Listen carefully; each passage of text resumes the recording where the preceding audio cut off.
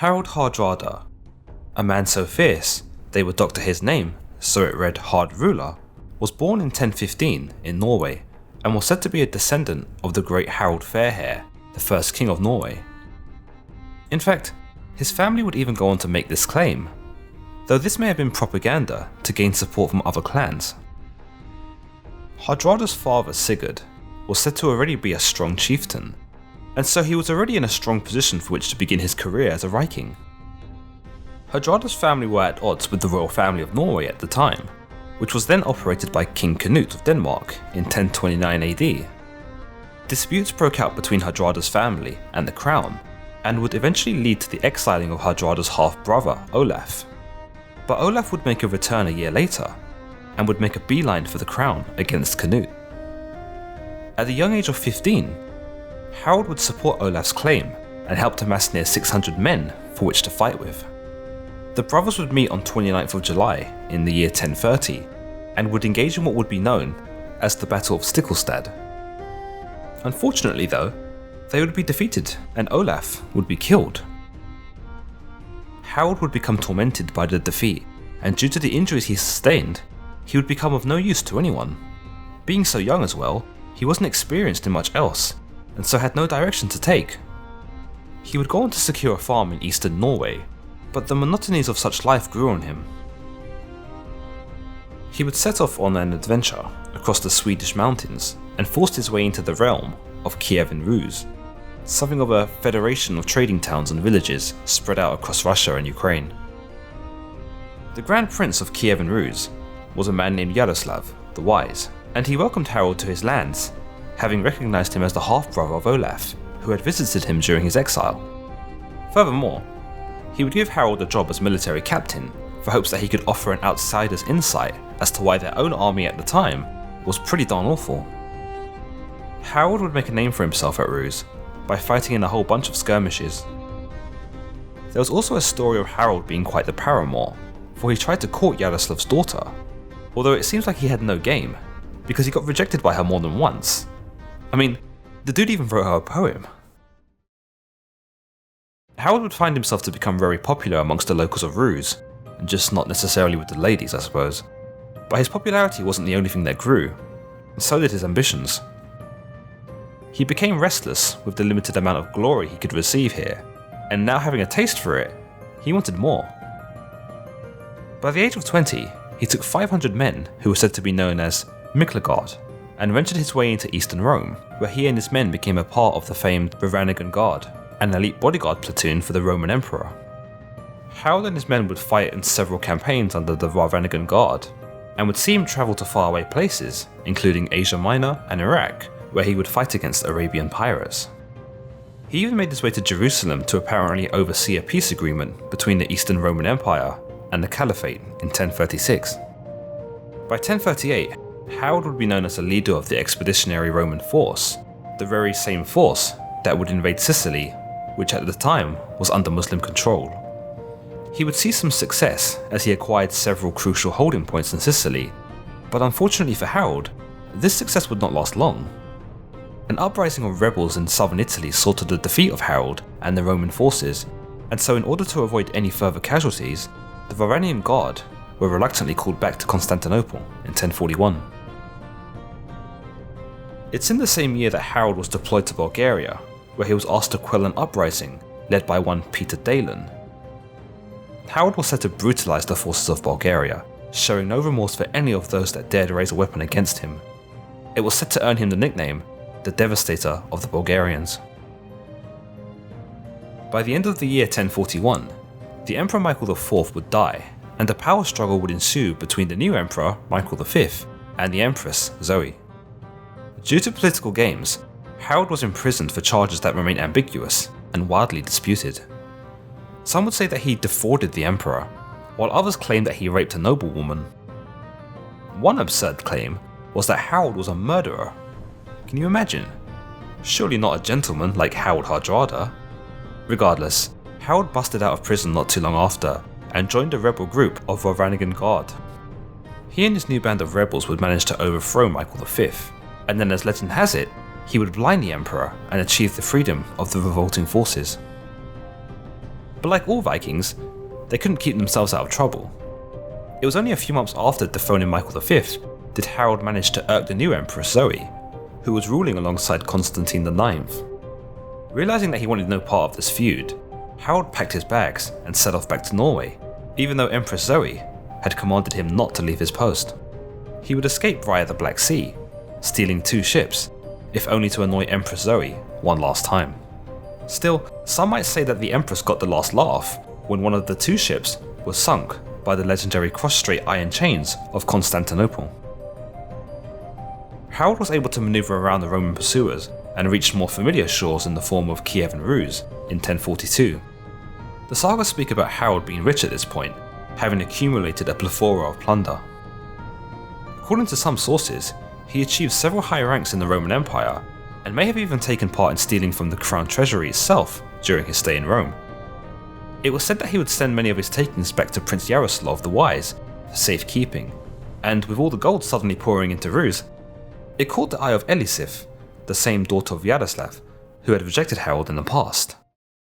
Now that he was rich and famed for glory in Rome, Elisif wanted him, see how that works, and being a softy at heart, Harald forgot all about the time she rejected him and married her. At last, Harald Hardrada returned home to Norway, only to find that it had changed a lot since his absence. Both of Canut's sons were dead, and the Norwegian throne had been passed to Magnus the Good, a bastard son of Olaf. Harald thought about openly challenging Magnus politically, but it turns out that Magnus was actually a pretty decent king. He even defeated a swindler who was pretending to be a royal named Sven Estridsson and his forces. These circumstances made Harald think twice about whether it was a good idea to challenge his nephew, for surely Olaf wouldn't have wanted his son to die, let alone at the hands of his own brother. In any case, Harald shrugged his shoulders, realised his brother probably wasn't going to come up from the dead and have a go at him, and decided to challenge Magnus all the same. Harald would make an alliance with King Anna Jacob of Sweden and the royal pretender himself, Sven Estridsson. Together, the trio raided the Danish coast, and while they were making a point of their prowess, they were also demonstrating Magnus's inability to protect his people. Magnus's advisors realised the gravity of the situation, and so advised Magnus to give Harald the land of Norway so that he may rule over it, without bothering them as they ruled over Denmark. Unwilling to fight his uncle, Magnus agreed, and they met to settle the state of affairs. Everything went well, surprisingly enough, though I'm sure many were expecting a Game of Thrones style betrayal. I suppose you could say that something of the like did in fact happen. You see, Magnus would die suddenly in 1047, and though he had no heir, he would name a successor. It was no secret that Magnus came to hate Harald for his exploits, and so despite him in death, he named the royal pretender, Sven Estridsson, Harald's own ally, as the new king. As you can imagine, this led to political turmoil, with both Harald and Estridsson butting heads over the throne of Denmark and Norway. While Sven would inherit Magnus's subjects, a common notion amongst his most loyalists was that, and I quote, "It's better to follow Magnus dead than it is to follow any other king alive." Harald was the first to strike, in the legendary feud that would ensue between himself and Sven, scheming up a means to invade Denmark and seize it out from under Magnus's still warm corpse. Much like he had done to Magnus, Harald raided on the coast, spouting that Sven could no more protect them from him than Magnus could. But Sven remained in the throne, barely even batting an eyelid to the raids, and dismissing any talks of surrender or compromise. 15 long years would pass, that is, 15 long years of bloody conflict and chaos. Harald was able to defeat Sven on the 9th of August in 1062, even though he was outnumbered. Harald made use of battle tactics he had learned in Rome, and used archery and barrages to overwhelm Sven's forces.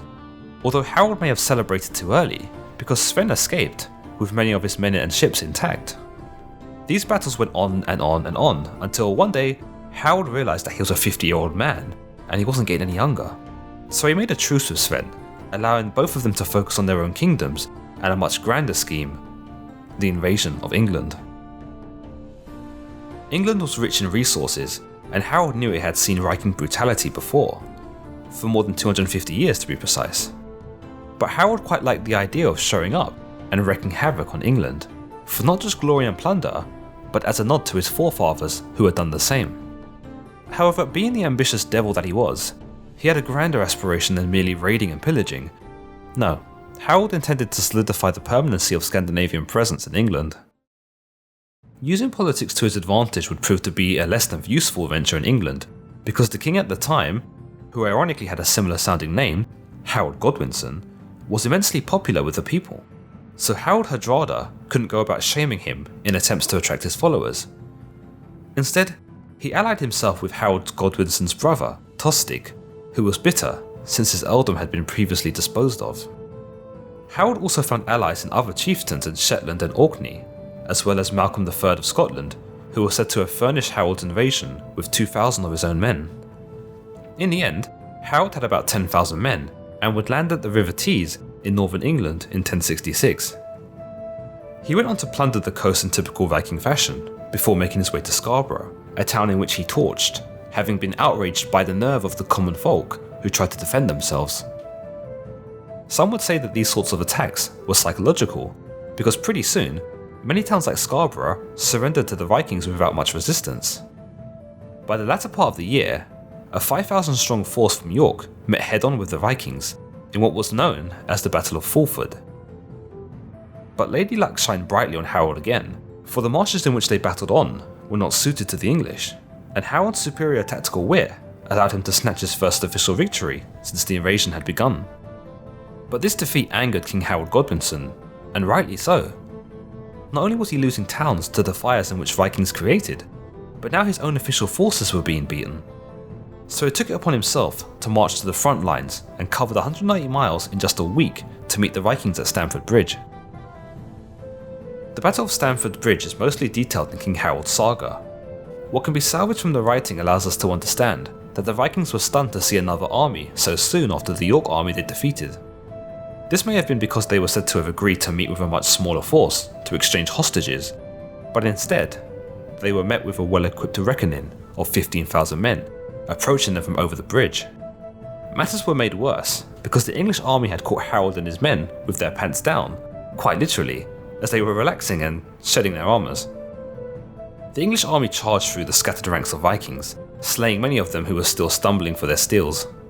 One celebrated tale that I find pretty awesome comes from the Anglo-Saxon Chronicle, which states how a single Viking stood firm on the bridge, thus making a choke point for the oncoming English forces.